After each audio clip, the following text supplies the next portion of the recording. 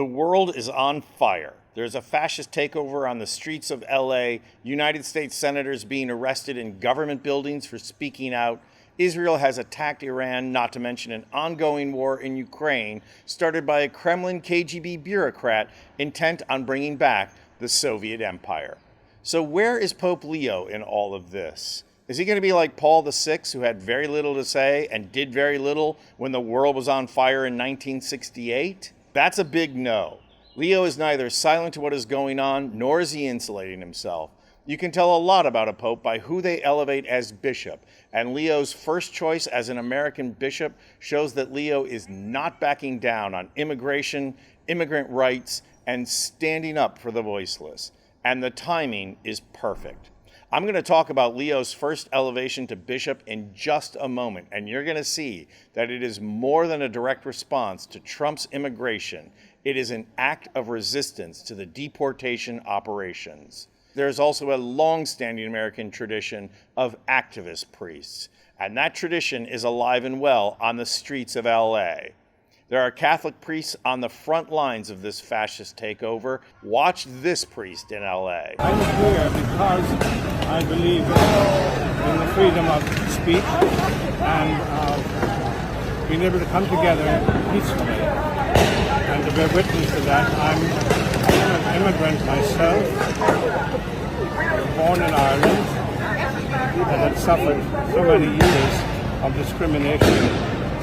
And so, to me, it's a very personal thing and a very beautiful thing about this country, that wherever you come from, you have the right to protest against you peacefully.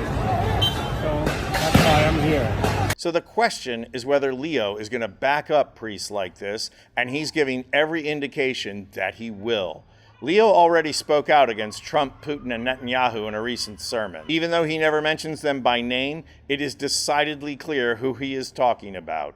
Listen. There is no room for prejudice, for security zones separating us from our neighbors, for the exclusionary mindset that tragically we now see emerging in political nationalisms. And that's not even remotely the only thing Leo is doing to push back against Trump. Trump's big birthday celebration with tanks and planes and fawning soldiers has competition in the media marketplace because Pope Leo is going to be speaking in Chicago via live stream. And as you can see, the event is already sold out. Right now, the forecast for Trump's parade calls for rain, but it's going to be sunny in Chicago. Coincidence? I'm not sure. One thing I am sure of, though, is that Pope Leo was not messing around when he appointed Father Michael Pham, a Vietnamese immigrant, as Bishop of San Diego. That in itself is a bold statement. Trust me when I say there are a lot of white guys waiting in the wings to become bishop, but Leo chose Pham. And the irony here is that Pham was indeed a bureaucrat, but he has wasted no time in cultivating his priests to get involved and get on the streets. Pham just issued this letter to his priests. On the morning of June 20th, which is International Refugee Day, a group of priests and faith leaders are planning to visit the federal court building to stand in solidarity with migrants who are making their court appearances. We know that migrants and refugees find themselves in the difficult predicament of being called to appear, which is what the government asks of them, and then being given orders for expedited removal from our country. This group of priests and faith leaders will simply be present during this process, as it has been experienced that the presence of faith leaders makes a difference in how the migrants are treated. Unfortunately, it will most likely not change the outcome. Following the court appearances, the faith leaders will have a press conference so that the clear message that people of faith stand with immigrants and refugees can be delivered to the broader public. Notice how Bishop Pham tells his fellow priests that they are not likely to change the outcome. But what Bishop Pham emphasizes is that these thugs mistreating immigrants are now going to have to do it in front of clergy, who are then going to go out and tell their congregations what they saw.